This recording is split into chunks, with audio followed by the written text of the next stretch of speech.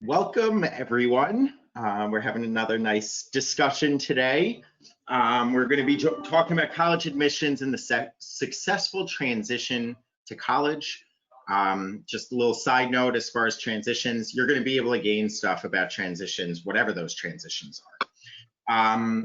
Before I introduce those that will really truly be leading this conversation today, I'm just launching a quick poll right now, just to get an understanding of who's joined today. So if you could just quickly fill that out, it gives us an understanding so that we know who we're presenting to. Another just logistical factor, I have some questions to help guide the beginning of this conversation, but this presentation is for you guys.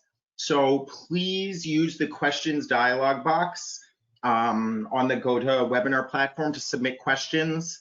I'd much rather get to the questions you guys have than the questions that we think you guys may want to hear.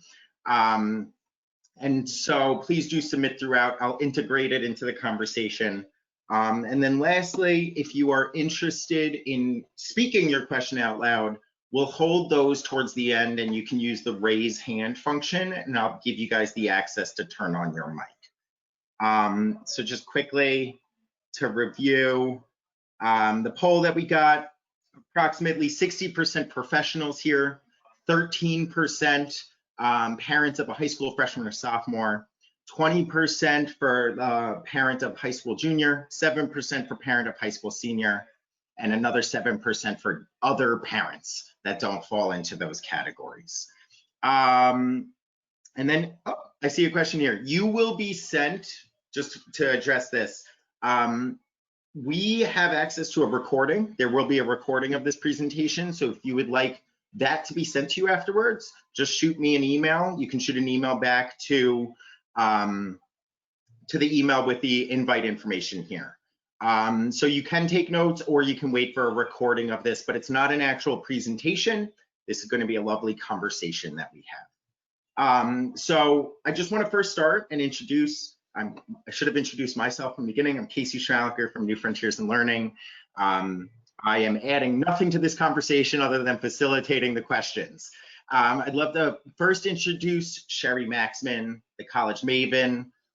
All I can say without talking about the work she does and getting into the nitty gritty, when I first entered this field as a young out of college individual, Sherri's name was the first one that came up as the ed consultant for those with learning differences. I'll be sharing her website, but she really truly encompasses that name, College Maven, and she is a wealth of knowledge regarding this process and best practices through it. So I look forward to hearing what she has to add to the conversation. Samantha Feinman, she's the director of New Frontiers in Learning. Really, this question that we're addressing, the transition to college, is a bulk of what her professional career has been. And so she's bringing to the table this idea that this was identified as a problem from both of these professionals, both Sam and Sherri, that this question of what does this transition look like, where am I going, why am I going there, and how do I get there is so essential, and it's just so identified as something that we need to continually be talking about. So without further ado, I want to just jump in, Sam, and start with a question to you, and it's going to segue right into a question to Sherri. So why is this transition to college so important for those with learning differences? What makes it different for the quote unquote neurotypical peers for those with learning differences? And not just why, but what are those specific challenges that they face? Good. All right. Thank you, Casey. So I think just looking at the concept of transition, any sort of transition creates a disruption in what somebody is used to. And a disruption changes the way that you do something. So you go from being used to doing one thing to learning how to do it in a different way. And that's really what transition is all about, right? So it's this disruption in what you're used to and having to assimilate to a new environment, new information, or a new way of doing things. When you look at specifically the transition from high school to college, we see that the biggest differences in where individuals find this disruption is in the levels of supports and how they access those supports. And so when students are in high school, they're receiving a lot of external supports that are almost automatically given to them. And they're automatically embedded into their everyday routine. So if you think about the schedule of a high school student, it's very structured. They know where they need to be at all times and what they need to be doing. And there's a lot of teachers and there's a lot of faculty and a lot of staff that are making sure that those things are all happening. In college, we see a much less focus on a structured schedule and more open free time for students to have to structure and schedule for themselves. So you see this transition between a lot of structure and external supports to having to do it for yourself or advocating for it yourself. So with, we've had a lot of college students that make the transition to college. Casey, you can attest to this. And they go to their first week of classes and they come in with big smiles and they're like, and we're like, how are class? How's everything going? They're like, great, college is so easy. And we're like, why do you say that? And they say, because I really don't even have that many classes. I have all this free time. I have Fridays off. And so they're used to a system where everybody is telling them what to do all the time. And then and they're transitioning to a system where they have to figure out what they need to be doing at all times. So, scheduling is just kind of one of those areas. I think another area is that kids that are in high school are used to a lot more feedback from their teachers than what they get from a traditional college experience. So sometimes with the bigger classes, you have less one-on-one contact with your professors, and in high school, you see the same teachers every day or every other day, and you get to know each other a little bit better than your college professor may get to know you, except if you make an effort to go to office hours. But there you see that shift from I have to go to class to I have to be the one to reach out to my professor to make an appointment with them. So it's that, again, that shift in responsibility from other people doing things for the students to they have to do those things for themselves. So if I may, just before you continue right now, I do want to bring Sherri in, Sure. just because you totally hit this on the head there, and I just elaborate a little bit. So Sherri, Sam was talking about these differences in the transition, and I want to just pinpoint something that is always on parents' mind, which is accommodations. And if you could just elaborate a little bit, maybe flesh a little bit more out. Sam was talking about access to teachers and the way teachers do things in high school, and that's not in the lingo of accommodations. So if you could talk just on accommodations officially in college language, but then also the supports and how that's different in college. That's a great question, Casey. And I just also want to say, I'm so glad, Samantha, that you do the work you do, because nobody talks enough about how difficult, how challenging the transition is really for every student, but like you say, especially for students with any kind of learning challenges. So, I hope we can keep the conversation going far beyond this. So one of the things that I think is important to remember is that there are many things to know about accommodations in high school versus college. And I'll try to go through it fairly quickly, but in high school, it's up to the school. By law, it is up to the school to identify the students who are struggling, to evaluate them, and put the supports in place. So in some respects, the students don't have to do much, the parents don't have to do much, it's the school's responsibility. That's great. What parents and students have to realize is once the student goes to college, that all goes away. So the minute a student graduates from high school, the laws change, and it is up to the student to self-identify to the college, to literally walk into a disability services office, to give them the documentation that's required, and to say, these are the supports, these are the accommodations I need. Now, Casey, to your point, accommodations are one thing and supports are another. So accommodations are administered by a disability services office at a college. Every college will have this. It will be called disability services. It might be called accessibility. It's disability services, and legally every college has to have this. Their job is to look at a student's documentation, determine what accommodations a student is eligible for, and then put those accommodations in place. So typical accommodations are things that are probably familiar, like extended time on tests, distraction-free test-taking sites. You might get a reduced course load the first semester. You might have access to a teacher's notes. You might get use of assistive technology. You might even get, say, a single room. It really depends on your documentation. But one of the important things to know is that if a student gets an accommodation in high school, that will not necessarily be the case in college. And a quick example is, say, a language substitution or waiver. Even if a student has documentation saying they shouldn't have to take a foreign language, it's up to the college to determine if they can do that or not. So Casey, you also mentioned supports, which really are different than accommodations. So those accommodations, as I described, are administered by disability services, and it is up to the student to make use of those accommodations.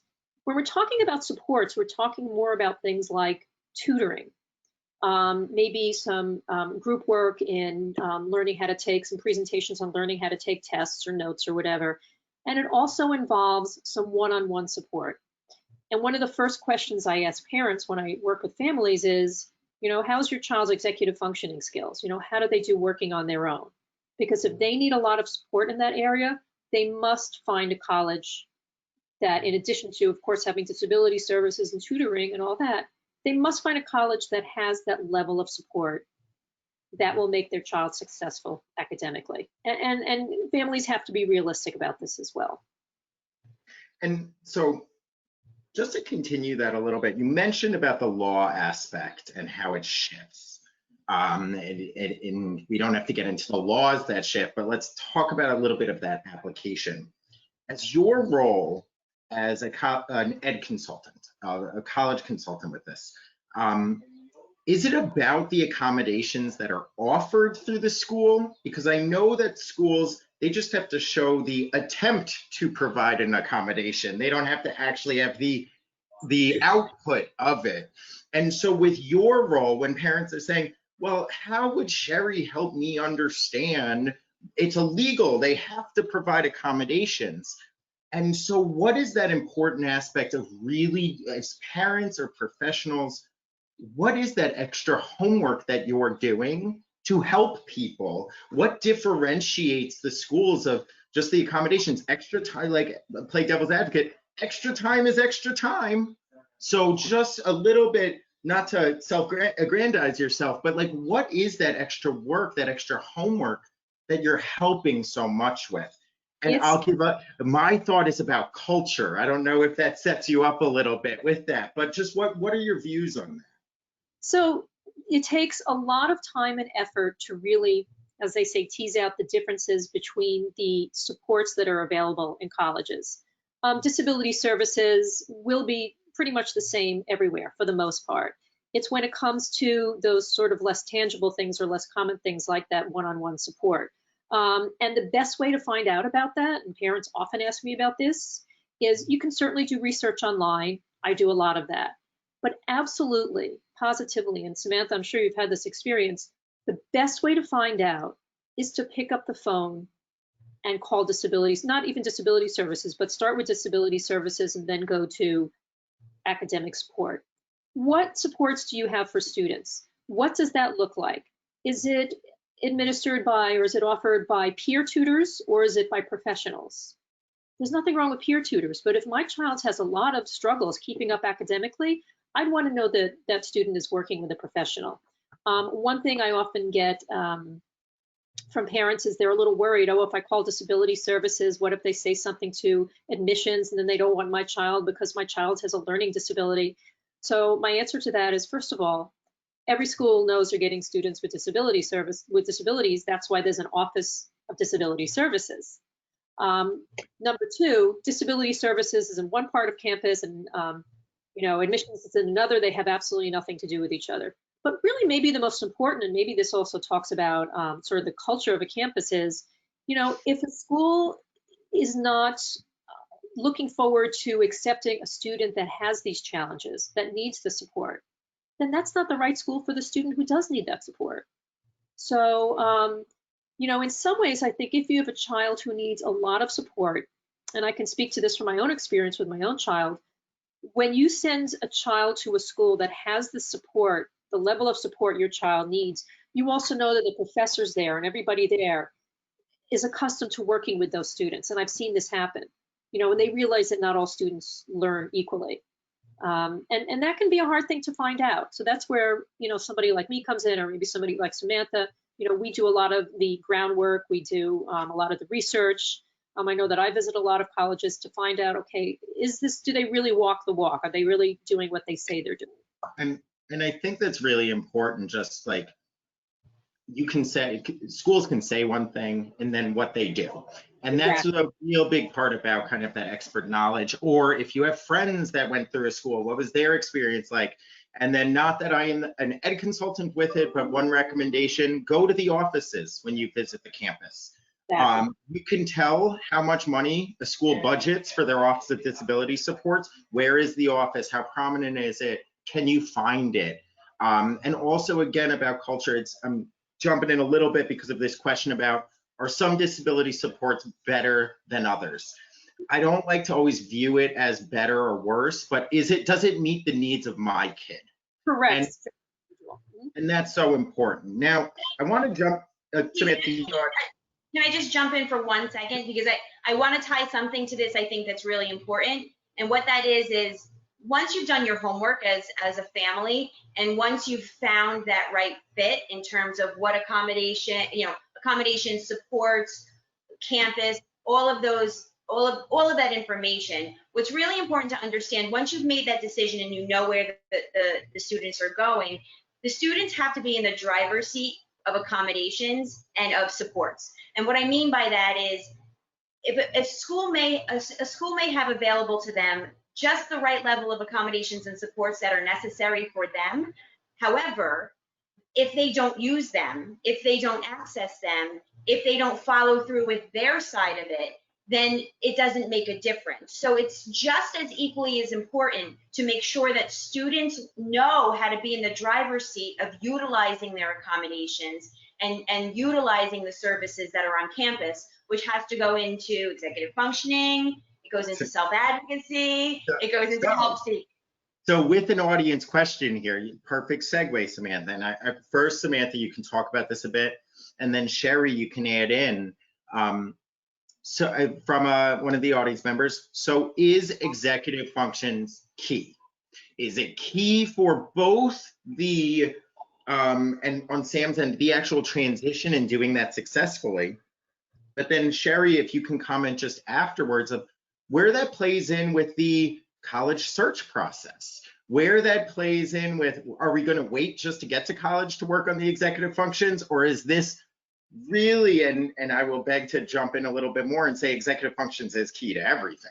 But Sam, if you could just talk a little bit about why executive functions are key in transitions, and then Sherri about how you might involve some executive functions in the college decision, and why that's important of where people are at. So Sam, if you could start on that. Sure. So just so that everybody's on the same page, when we talk about executive functions, we're talking about the skills, the cognitive skills, that umbrella term of cognitive skills that help us to get from a goal to completing that goal. So everything that comes in between setting a goal and achieving the goal, we use our executive function skills. So not to go in too deep with executive function, because we could do a whole nother hour webinar on that and more. We're talking about things like your ability to plan, your ability to organize, prioritize information, monitor your work, shift from one thing to another, multitask, control your impulses, focus, persist through things. As we see individuals get older, we see that there is just a natural transition and a natural shift from parents and caregivers and guardians doing things for children to the children becoming more responsible for doing things for themselves.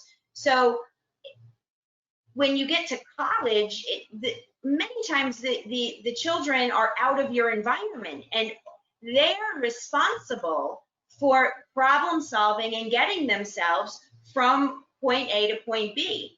And so executive functioning skills are critical. It doesn't, if a student doesn't have good executive function skills when they transition to college, it doesn't necessarily mean they will be unsuccessful. But the other skills that go hand in hand with helping to increase the possibilities of being successful, besides executive function, are being able to self-advocate and being able to recognize when you need help and know where to go to ask for it. Because if your executive function skills do break down, you need to be able to know where to go to receive help when you're struggling. You need to be comfortable with that. And you need to own the fact that you might struggle with organization when you go. You might struggle with managing your time. And if that's the case, you need to know where you need to go, where you can go to receive help for those things. So yes, And so it is key, obviously. And Sherri, you can answer it however you want, but just to make the question almost a little more poignant, someone comes in and they know they're struggling with executive functions. Does that have to impact the quality of the education, or maybe the rigor of the education of the college? So someone, I guess someone with executive functioning difficulties, does that mean NYU is off the table? Or can you find schools that can meet those deficits, but you just need to do your homework a bit more? Like, so I just on that piece. I think you're right. I think it has to do with several things. It has to do with doing your homework. It has to do also, well, first of all, I do think executive functioning is key. Certainly in that transition we're talking about from high school to college, because there are so many changes. Life is much less structured.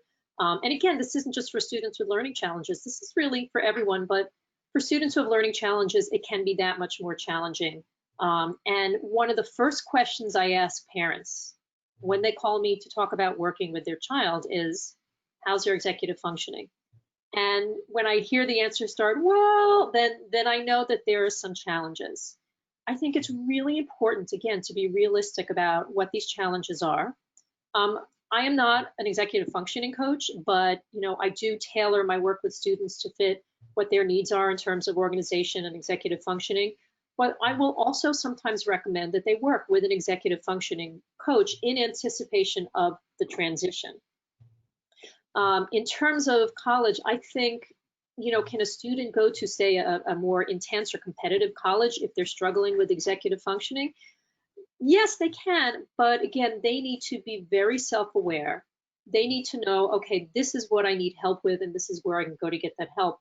One question I often get asked is, can a student with learning disabilities or executive functioning challenges, can a student like that go to a big school?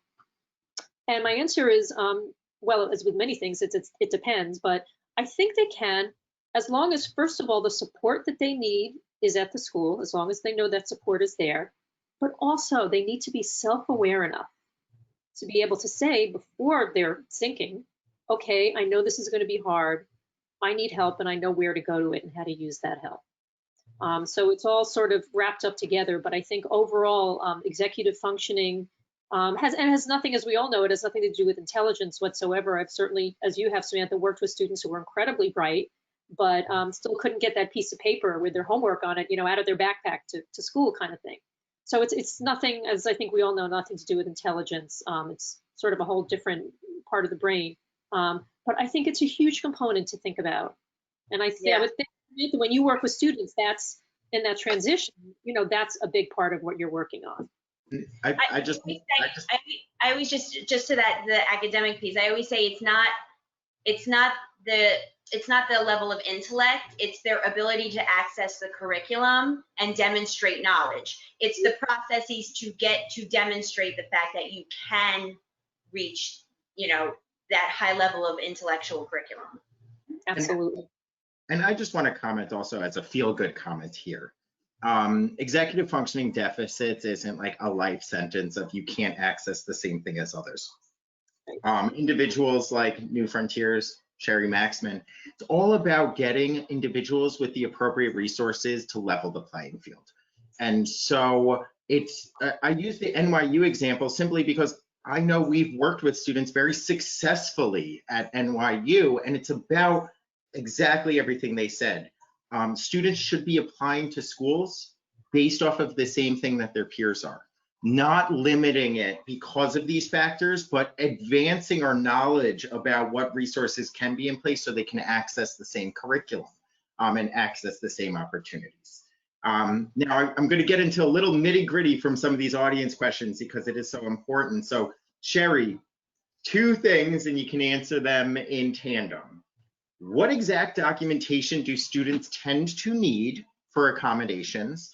And then further, when dealing with these disability offices, what are the 3 big questions you recommend families ask them? So let me get to the first one, and then you might have to remind me the second one. But in terms of documentation, so I would say the gold standard is that neuropsychological or psychoeducational evaluation. But again, as with many things, it depends. So one thing you can do is if you go on a college's disability services page, you will always see a link to documentation requirements, and it will tell you exactly what's needed in terms of documentation. And it's usually a very specific list of tests that needs to be taken by the student in one of these evaluations. Generally, they like the evaluation to be no more than a couple of years old because they like to see the adult versions of the tests. If I may just quickly, Sherri, that's why I always recommend families to do that senior year so that if they transfer, you don't need to get another one. So I've had that experience, so I just wanted to jump in there. That's a great idea. I have found something else. It's a little secret that I'll share with you, which is if you call disability services at a college and you talk to them about the documentation they need, they will often tell you something different than what's on the website. Because I think a lot of them are realizing that, you know, it's a huge financial burden and other burden for families to have to get this evaluation done, you know, in the later part of high school. I know here in New York, it's very expensive. So I've had disability services personnel tell me, well, we will take an evaluation from middle school. We will take an IEP. You know, we will take a letter from a doctor explaining, you know, specifically what the disability is, how it affects learning, and what accommodations are needed. But the only way to find this out, this I know for sure, the only way to find this out is to pick up the phone, is to call, is to talk to disability services and say, you know, my child is interested in applying. We want to make sure that she has the support she needs. I know documentation is required. Please tell me, you know, what you need. And they will tell you, you know, some of them will be very strict and say, this is exactly what we need. We need the evaluation. It has to be this recent, blah, blah, blah. But I have been talking to more and more disability services offices who tell me they have more flexibility, which warms my heart. I mean, I'm really happy to see that there's that much more flexibility and awareness that, you know, it's not so easy for everybody to just go out and get this evaluation that's needed. And I've heard that especially in coronavirus. Because of the limits on accessing testing, it's impacting what tests you actually can do because not everything is in person. I think this is also just that calling the disabilities office. I think that I think this is also a perfect opportunity to start to gauge our students' comfort levels with being able to discuss their disability with somebody else, and also to be able to gauge their help seeking and self-advocacy skills, because some students may be very, very comfortable making that phone call and asking those questions themselves, and other students may not want to get on the phone. And it just starts to give you a gauge of how comfortable your child is with starting to be their own advocate, because if they're not comfortable with it, it's totally okay, but they should start working on that before they make the transition to college. That is so true. That's huge. And 2 things there that I'll just say. Our approach as coaches, we'll go with students to these meetings to advocate for their accommodations. We always say, let us be your scribes and note takers. You just focus on advocating. That way they don't have to do too many new things at once, so you can support them in even giving them questions to ask, but have them talk on the phone, guide them through that, because the reality is, and this leads into a little bit of a question of FERPA, which I'll get to a little bit later, but you're not at the college campus with them, and you're not allowed to talk to the Office of Disability Supports. So if they don't learn it now, then when are they going to? It's when it's a problem and when they're overwhelmed. Well, Um, I'll tell you something interesting that just happened to me. I'm sorry, I didn't mean to interrupt, but I spoke to a parent this week who called me with a child who's 18 and who has, you know, pretty severe learning challenges. And they said, but we haven't told our son that this is what his learning disability is because we don't want to label him. So I, you know, said, well, you know, I do think if he's 18 and he's thinking about going away to college, he's going to need to advocate for himself. And he needs to know exactly, you know, what his learning challenges are. And I happened to mention this to my daughter who has the same learning challenges. And I said to her, you know, I spoke to a parent today who didn't want to tell their child what the learning disability was. My daughter literally stopped in her tracks. We were walking. She stopped in her tracks and she said, what? She said, and she's so wise, I have to say, she said, you know, he knows there's something wrong. He knows that he has a problem, but they're not being fair to him by not telling him exactly what that problem is. I was like, Yeah. very, very wise words. So I agree. I mean, it is, and when I speak to groups about this, it's essential. I mean, and we all know this, you know, Samantha and Casey and everybody who's listening, I'm sure, we all know that that a student needs to be able to voice what their learning challenge is and what support they need when they go to college. And I've talked to so many disability services people who've said that students come in and they say, I know I have a learning disability and I get accommodations, but I don't know what my learning disability is. So just think how much more empowering it is for a child to know, oh, this is why I struggle with this. And this is, you know, I'm really good at this and I struggle with this. And this is just the help that I need to do well. I think I understand. I'm sorry, Casey. I think I understand why parents do it. We kind of feel like we have to protect them, right? Like it's about me, you know, we as parents, we just want to do this all the time. But we've had the same experience. And when students do find out about it, whether they're 17, 18, 19, 20 years old, it's a sense of relief. No question about it. Relief. Yeah. Yep. And then just kind of 3 questions, Sherri, that might give insight into how accommodating a disability office might be. What are those 3 things that parents, before they involve students, in knowing, is this worth the investment of our time and effort to explore it? What would be kind of 3 main questions to go at to start giving insight into the culture of these disability offices? Well, one thing I will say is I would judge, and I tell this to parents, and I do this myself, I would judge how just simply accommodating they are in terms of us reaching out to them for information about the accommodations. There have been a couple of schools that I've reached out to recently.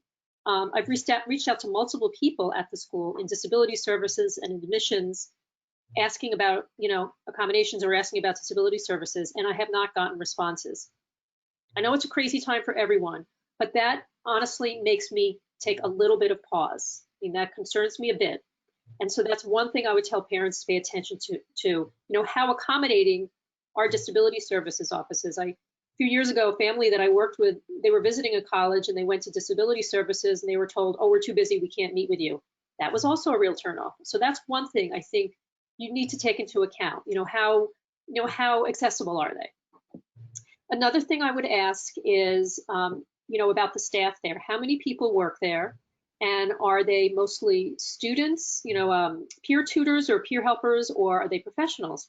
Because I've also talked to disability services offices that have, oh, you know, we have academic coaches and we have executive functioning coaches. And I'm like, well, that's great. Are they peers or are they professionals?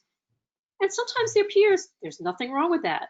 But if I have a child who really struggles with executive functioning, I want a professional to be working with my kid. So I would ask about that as well as about the size of the office. Another thing I would ask, and Casey, this is this also refers to something you mentioned, was about privacy and FERPA. So FERPA is the Federal Family Education Right to Privacy Act, family, I believe, and that means that that protects the student's educational records. That also means that a college won't share anything about a student necessarily with the family. So I would ask the disability services offices about how they relate to parents. They always have students, they always have the option to have students sign a waiver so that the office can talk to parents. But do they talk to parents? if I call and I want to know, how is my kid doing? Are they using their accommodations? Am I going to get an answer? Am I just going to be told, sorry, we can't share that information? If my child is flunking out, am I going to hear about that? Because normally you would not hear about that. So how will I know? I know the college my daughter went to, they updated parents, it was either once or twice a semester from disability services, not in total detail, but just to let us know how things were going. So if that's important to you, it's a great question to ask.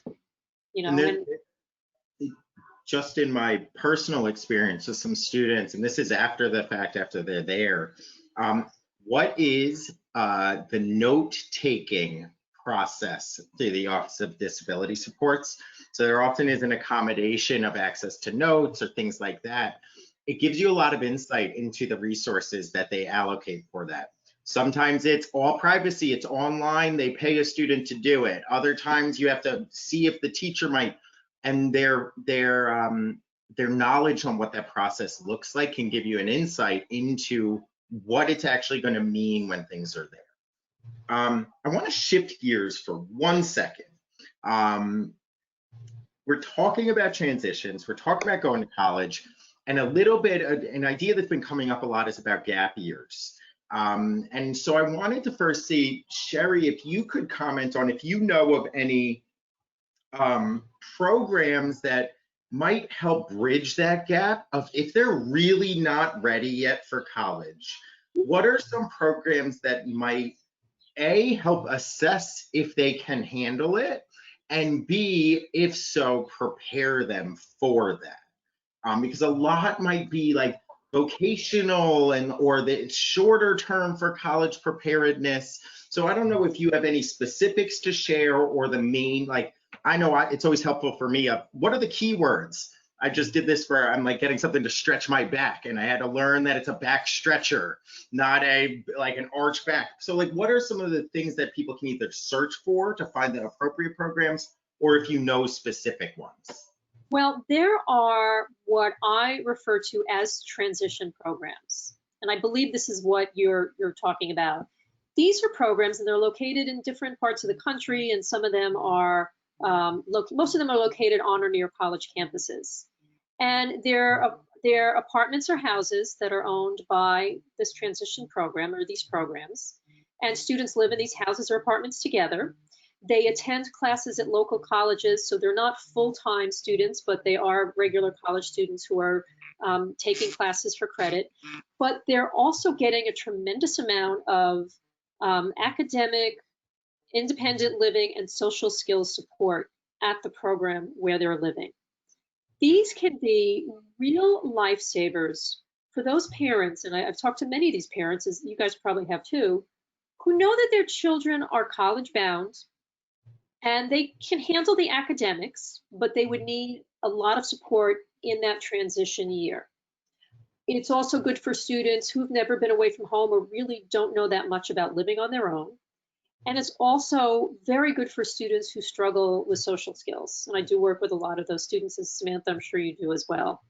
And I was at an event recently where this subject came up, and one of the people talking said, just imagine taking your child right now, say a junior or senior in high school, and putting them on a college campus for a week, right now. I mean, assuming that a college campus was back to normal, but what would that look like? How would that student handle the schedule, classes, taking care of himself, interacting with other students? So for the parents who are very nervous about that with good reason, there are these transition programs, and there are many of them. They're in different places around the country, like I say. To say that one is, is the best for your child is like saying college is there are a lot of different options out there. You could look up, say, transition programs for college students. Also be aware that some of them are for students with intellectual disabilities. There are lots of them, which I also love knowing about. So I'm very big on options. I'm very big on being able to give families lots of options. I want them to know there's lots of options.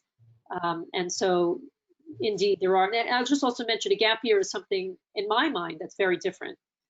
It's usually, right, a true gap year is usually not to work as much on academic skills. That would be more, say, of a postgraduate year, but a gap year is more of a, a travel work experience before college. And I would And say too, just from a teaching and learning perspective, you know, we have to remember that college doesn't have to be an all or nothing, right? College doesn't have to be go away, take 5 classes a semester, live on your own in a, you know, small residence hall with 2 or 3 other people. So if you look at the big picture of what the student is and is not ready for, sometimes you can design a gap year focused around developing skills that are necessary to be ready for that traditional college environment. But in the meantime, you know, differentiate that environment and what the expectation is to what they're ready for right now. So, you know, if they can't live independently, then maybe they can take some classes locally and live at home. You know, maybe they can live independently, but can't take a heavy, you know, course load. So maybe they can live, you know, in an apartment and take part-time classes. So, you know, you can always kind of come up and design something after assessing and figuring out what the students are ready for. And, you know, I think the key is just to continue to try and drive, you know, movement forward. And so what skills need to be worked on and how can we work on them, but at the same time meeting the students, you know, at a level where we're not challenging them so much that they become frustrated and unsuccessful. But we also don't want to challenge them so little that they're not progressing forward. I love that idea of like you can have it's our kids' mindset is often very black and white, and it's our responsibility and parents' responsibility to show that there are shades of gray. So college, maybe if there is fear and trepidation, take one community college class, start getting an idea of what it is, because for a lot of both parents, especially if it's your first kid going off, and for these students, it's not a real thing yet. It's abstract in concept and you don't know what that looks like. So it's one of those things to consider. The other aspect is if you go to a community college, you don't do that well in the class. If you transfer that credit anywhere else, it doesn't go into your GPA. If you get above a C, it just goes in as a passing credit. So it takes that pressure off of this is going to be on my GPA forever. And it increases that access to try things without going full speed ahead. And like Samantha said, you know, there are different ways of doing this. And what I tell families is, you know, especially here in New York City, we're in a bubble. We have this very specific idea that, you know, you graduate from high school, you go to college for 4 years, you get a job, that's how it works. And what I explain to them is in most of the country, it really doesn't work quite that way. Something like half of students transfer college at some point. Most students take more than 4 years to graduate. Parents don't like hearing this, but it's true. I mean, it's never quite as linear. It's often not quite as linear as we're led to believe. So we need to make sure that they realize there's a lot more flexibility in the process than most of us. So just without bashing anyone or any organization, in your experience, Sherri, have you, and I'm going to expand this beyond just SUNY, but the question was specifically, have you noticed the difference between SUNY disability supports versus private institutions? But even let's expand it a bit more of just state-run schools or community schools as opposed to private institutions.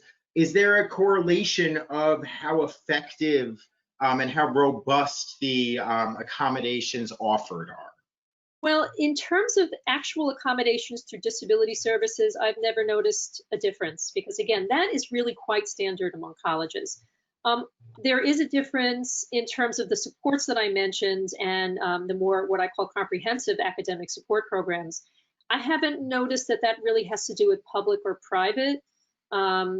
You know, I know, for example, I've visited SUNY Oneonta, and they just have a really nice disability services office that does a lot of one-on-one work with students, which is great. I was recently at the University of Maryland, big state school, and I was surprised to learn that they actually have a very high level of support, including a whole support program, by the way, for students on the spectrum. So is there a difference between public and private, big and small? Not really. It really, again, so much of it goes back to what the student needs. A lot of families have heard of the SALT program at the University of Arizona. Great program. It's a standalone program for students with learning disabilities. It's great. But two things. It's at a huge school, which not every student, LD or not, can handle. And the other is as much support as they have, they don't really offer a ton of one-on-one support to students. Is that what your child needs? Do they need that one-on-one support? And if they do, you know, as well known as this program is, perhaps it's not the right place for your child. I think that's just so important to keep going on to. It's not better, worse, it's what's right for your kid. I went to a 50K plus a year, and that was 10 years ago, school, and their Office of Disability Supports was in the attic of an academic building that no one could find. There was no promotion of it because it was not on its own. Versus CUNY, which some of their schools have robust support programs. And it actually made me remember one other question, just to comment on the culture of schools.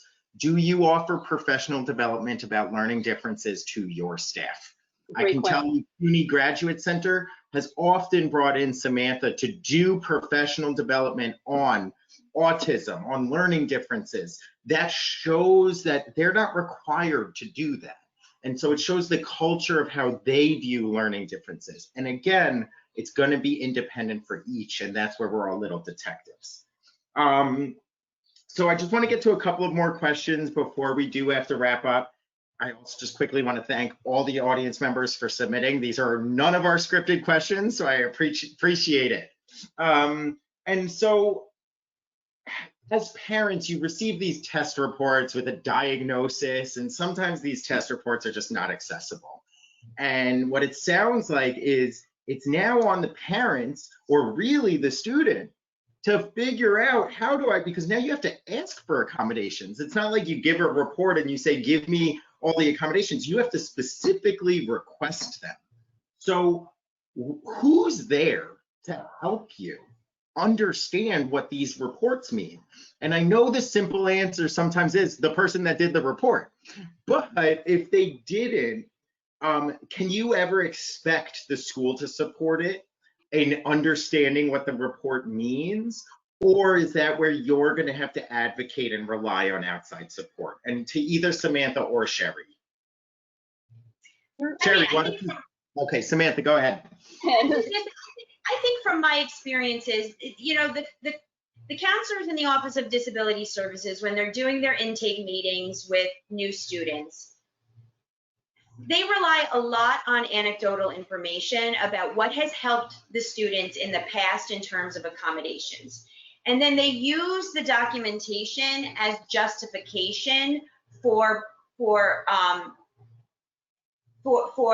approving the accommodations. So, you know, if you have a good idea of the accommodations that are provided and the means that they are provided. So like an example before, Casey, like you said, the note taking.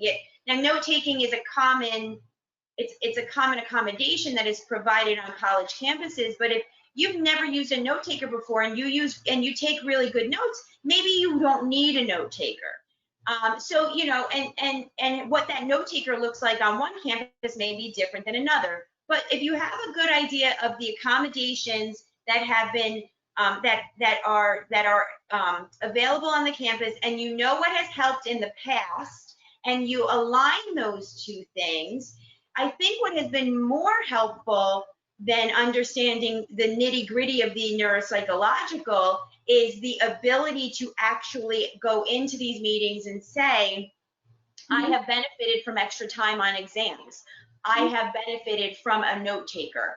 I have benefited from course substitutions.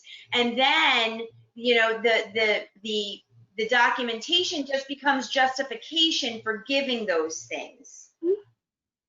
That's exactly right. And that's exactly, in fact, that's exactly what these disability services people have been telling me, Samantha, when I call them and I say, you know, is there any wiggle room in terms of documentation? They say exactly what you said. They will look at the anecdotal evidence. They'll ask, you know, what have you been using so far for accommodations? What's helped? You know, what will be helpful for you going forward? So I agree. They will have, they'll have an intake meeting where I believe that disability services will go over the documentation. You know, they may not explain all the little tiny details, but usually one of these evaluations will include a very specific list of recommended accommodations and services. That's the part Right. that I, and I'm sure you, Samantha, find the most helpful. But I do, but having said that, just to go back to what you said, Casey, I do recommend that the person who did the evaluation go over it with the parents in one meeting and the students in another meeting, because both parties need to explain exactly, and I think any good neuropsychologist is going to do this as part of the evaluation. I think it's very important to have those two conversations. And I tell parents, don't ever be the one to sit and explain the documentation to your child, even if you're the world's greatest neuropsychologist. I mean, there's just too much emotion involved. Right. But again, the person doing the evaluation can do a good job of saying, here are your strengths and here are your challenges, and here's what you need to do well academically in college, and can also talk to them about how to. I think that's so important. It's not, and this fits in this culture of diagnoses and labels. It's not about what it's labeled. It doesn't matter if we say it's initiation difficulties, because that's not accessible both for parents, what does that mean, and for the student, what does that mean? And so as parents and as students, starting to focus on what is the real impact. It's not my ADHD, it's I struggle staying focused with work, or I struggle getting started. Those are accessible for everyone, and it's tangible. You can access it. And so I just want it sets the stage for that ability for the students to be able to discuss their strengths and obstacles, and to be able to self-advocate. So if they start having those conversations with the neuropsychologist, and sit through those meetings, it's really helping them to start owning and set the stage for the conversations that they're going to have to advocate for themselves. So the more practice they can get with that, the better. Practice with the neuropsychologist, practice when you call the Office of Disability Services, lead those meetings as a student, going to college with the counselors on the campuses. It's all really important practice in real life to get more comfortable having those conversations. Adolescents and young adults are not comfortable talking about the things they struggle with. So we really have to encourage them to practice that. And I always say, first of all, you want to get the mindset of the students into asking for everything.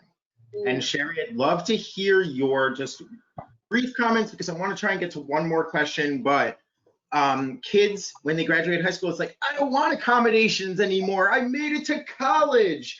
And I always recommend ask for everything, shoot for the stars, and you'll hit the moon. It's better to get everything in place. And so just like, what are your thoughts on ask for more than you're going to need?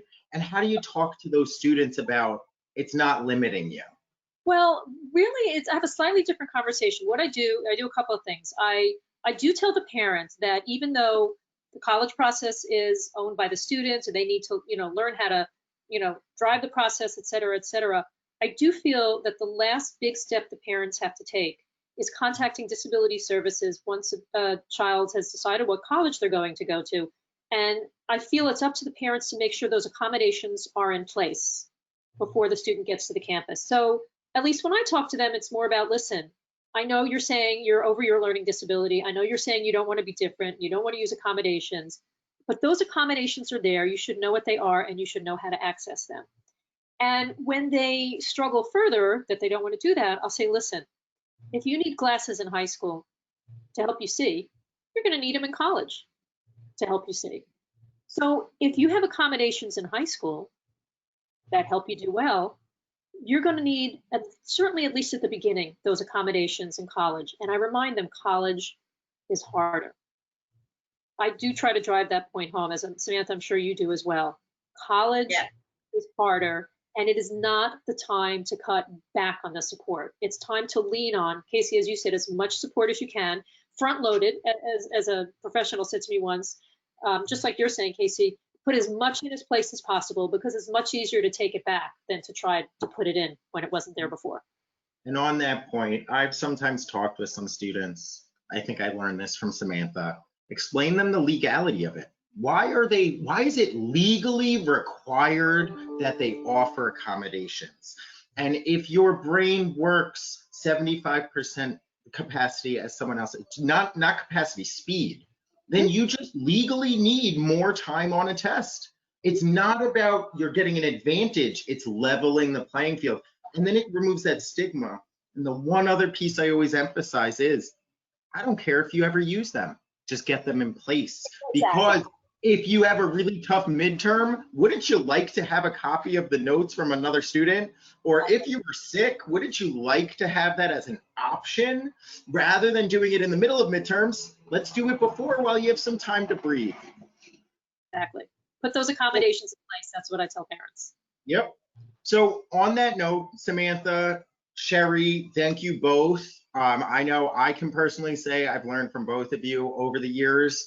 I hope everyone else in the audience was able to join in on this learning journey that I've been lucky to be a part of.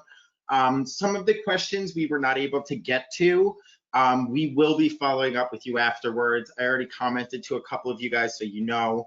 And then anyone else, if you have any lingering questions about this, we'll follow up. You can reach out to us. We're here as resources. You'll get a follow-up email with Sherri's contact info, with our contact info. And we'll really be able to speak to more of the specific questions that you're asking about. Just as a reminder of what we talked about in the beginning, Sherri is the college consultant, educational consultant specialist in this area. So questions about what am I doing after high school? Where do I go? Perfect to direct over to her. And then more of these kind of coaching, problem solving questions we handle a lot of within New Frontiers. So even if you just want to pick our brains, because we only had an hour today, we look forward to hearing from you, and we hope you guys all enjoy summer coming and everyone stay safe. And thank you again so much, Samantha and Sherri. Thank you, Casey. A lot of fun. Thank you, guys. So long. Bye.